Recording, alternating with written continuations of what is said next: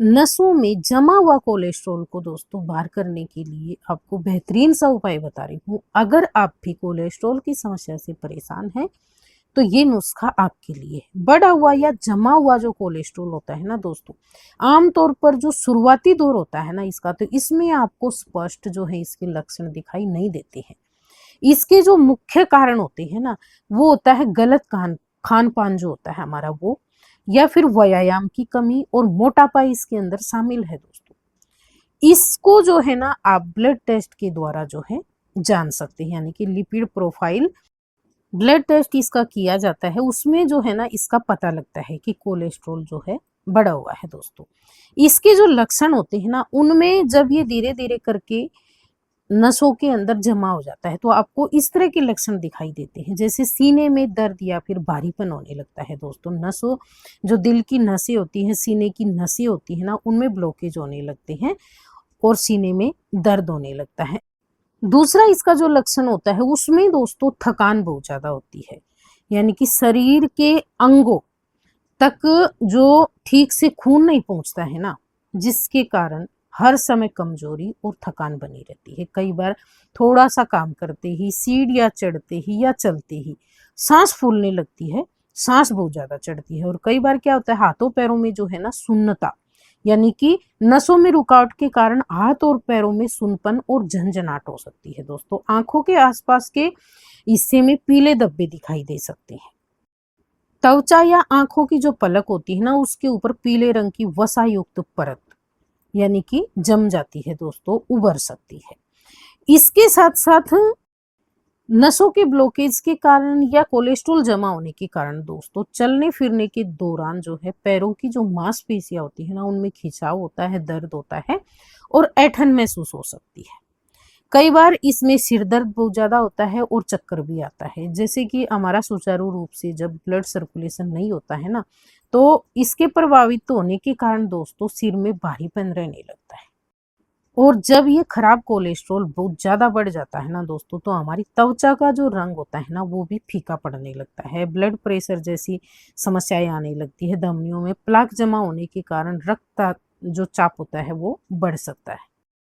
अगर आपको इनमें से कोई भी लक्षण दिखाई दे रहे हैं ना, तो सबसे पहले आपको अपना जो है ना ब्लड टेस्ट करवाकर जांच करवानी चाहिए, आपको ये किस कारण से हो रहा है दोस्तों। आज मैं आपके साथ में जो खराब कोलेस्ट्रॉल हमारे शरीर में बढ़ जाता है ना, उसको पूरा बाहर निकालने के लिए बहुत ही आसान सा नुस्खा शेयर कर रही हूँ, जो नसों में जमा खराब जो कोलेस्ट्रॉल है उसको कम करने के लिए आपको बहुत ज्यादा मदद करेगा दोस्तों।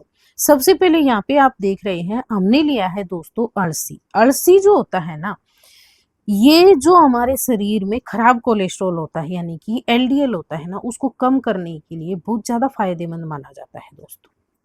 क्योंकि अलसी के अंदर जो है ना भरपूर मात्रा में घुलनशील फाइबर और ओमेगा 3 फैटी एसिड होते हैं, जो शरीर से अतिरिक्त कोलेस्ट्रॉल होता है ना उसको बाहर निकालने में जो है मदद करते हैं दोस्तों। अलसी में मौजूद फाइबर की जो शक्ति होती है ना दोस्तों, आंतों में कोलेस्ट्रॉल को सोख कर मल के रास्ते जो है ये बाहर निकाल देती है। तो इसकी जो है ना आपको उचित मात्रा लेना है कुछ दिन तक बताए गए तरीके से। आप देखेंगे आपकी जो नसों में कोलेस्ट्रॉल जमा है वो पूरी तरह से बाहर हो जाएगा और धीरे धीरे करके जो आपके पैरों में दर्द हो रहा था, ऐंठन हो रही थी, आपकी त्वचा का रंग बदल रहा था, वो पूरी तरह से जो है ना ये लक्षण कम होते चले जाएंगे दोस्तों। बहुत ज्यादा फायदा देती है ये। तो इसमें आपको क्या करना है, एक बार में जैसे मैंने बताया 250 ग्राम अलसी लाकर उसको बीन कर और आपको जो है ना कढ़ाई में डाल के उसको ड्राई रोस्ट करना है। जब वो कढ़ाई में उछलने लगेगी ना चट चट करके, ये समझिए ये भुन चुकी है। इसको कच्चा नहीं खाना चाहिए, सीधा ही उठाकर, वो उतना फायदा नहीं करती है दोस्तों। इसलिए आपको इसको सेक कर लेना है, उसके बाद में आप इसे ठंडा होने दें और फिर इसका आपको जो है ना पाउडर बनाकर रख लेना है। ऐसा मैं इसलिए बता रही हूँ ताकि आपको इसके भरपूर फायदे मिले दोस्तों, क्योंकि जब भी हम साबुत अलसी खाते हैं ना तो वो पचती नहीं है अच्छे से। अलसी को जो है ना हल्का सा भूनकर और फिर पीस ले, और इसको जो है ना रोजाना आप सलाद पे जो है ना ऊपर बुरक कर खा सकते हो। आप अपने जो चपातियां बनाते हैं उसके आटे में मिक्स करके आप जो है इसको खा सकते हो, या फिर जो दाल या सब्जी आप बनाते हैं ना, उसके अंदर 1 से 2 चम्मच पाउडर मिक्स करके आप रोजाना खा सकते हो। इतनी मात्रा में आपको लेनी है। शुरुआत आप 1 चम्मच से करना, धीरे धीरे जो है इसको बढ़ाकर आप 2 चम्मच तक जो है रोजाना ले सकते हो दोस्तों। अलसी का सेवन जो है ना, जिनको भी कोलेस्ट्रॉल की समस्या है उनके लिए बहुत ज्यादा फायदा करता है दोस्तों। और इसका लेने का कोई भी फिक्स समय नहीं है दोस्तों। आप इसे सुबह के नाश्ते में ले सकते हो, आप दोपहर के खाने में इसको ले सकते हो, और शाम के खाने में भी आप इसको जो है ले सकते हो। या फिर आप ऐसा कर सकते हो, 1 चम्मच सुबह के खाने में ले लें आप, और 1 चम्मच शाम के खाने में ले लें।